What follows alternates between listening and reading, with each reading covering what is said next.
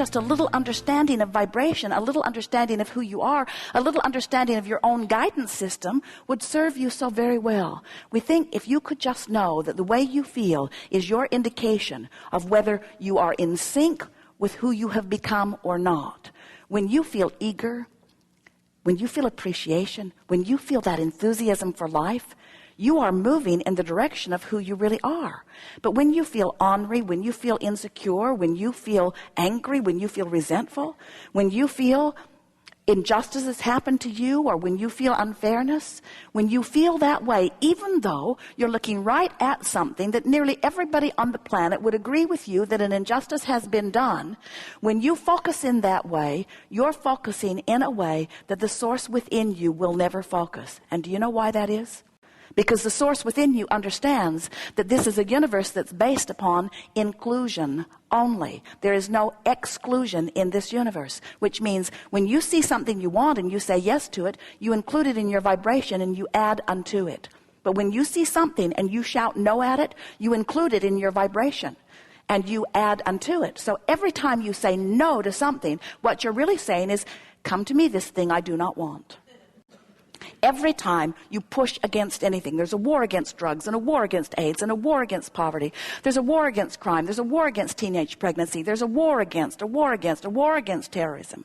And all of that pushing against, all it does is add more unto it. But even more what it does, it causes you, in your pushing against those things you do not want, to prevent yourself from going with who you are. In other words, when you see terrorism or injustice or anything that you don't want to see, and we know there's plenty of it to see, it's not by any means dominant, it's minuscule in the whole scheme of things, but as you focus upon it, and we understand why you would, you came forth to explore the contrast, as you see something like that and you know what you don't want, every time you give birth to what you do want, and the universe is better for it, and the future generations will benefit from it. But in every moment that you stay focused upon what's wrong, you hold yourself apart from what you've been asking for. Do you get it? That it's a thought first, and then it's a thought form, and then it's manifestation?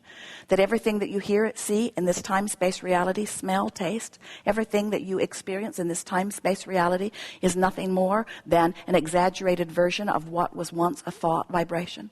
So here is this thought vibration, the beginning of the creation of more, the expansion of the universe, all tied up in this vibrational escrow, so to speak. We're demonstrating the bigness of this, and here you are in your physical expression. Now, which do you think? So here you are, you're thinking, you're believing, you're knowing, you're wanting, you're living, you're loving, you're hating, you're doing whatever you're doing.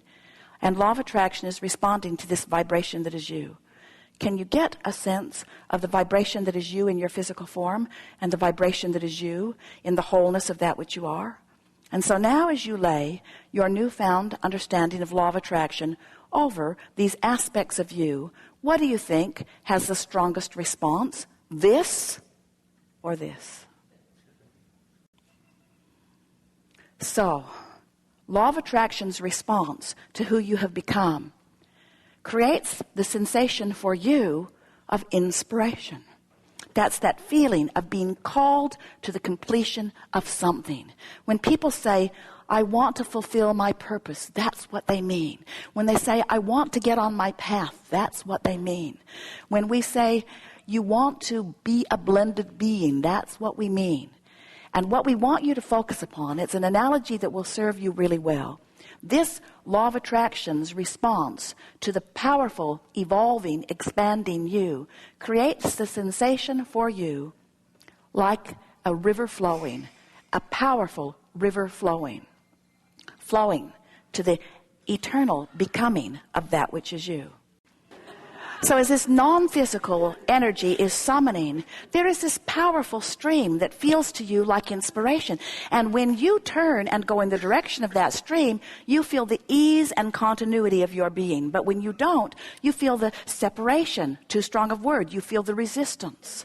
So there is allowing, which is going with the stream or current of who you have become. And there is disallowing or resisting or not going. The better you feel, the more you are allowing. The worse you feel, the more you are not allowing. The thing that we so want you to gather as a result of our conversation here today is that you cannot ever separate yourself from this stream.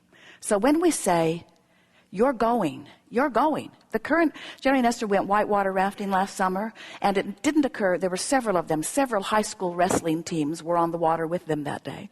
And Jerry and Esther and their friends, 7 or 8 of them in the same boat. And it didn't occur to any of them, not even the high school wrestlers, to turn the boat upstream and begin paddling. It was obvious that the stream was going to have its way with them. And the river guide told them, this isn't Disneyland, folks. We can't turn this river off. And that's what we want to say to you. Your stream of becoming that was set into motion even before you got here into this physical body and has been added to tremendously ever since you got here into this physical body cannot be turned off. So we're not wanting to say you are without choice, because you do have choice. You can go willingly or not. And when you go willingly, you feel wonderful. And when you don't go willingly, you feel awful. Because this is certain. You cannot hold yourself behind that which life has caused you to become.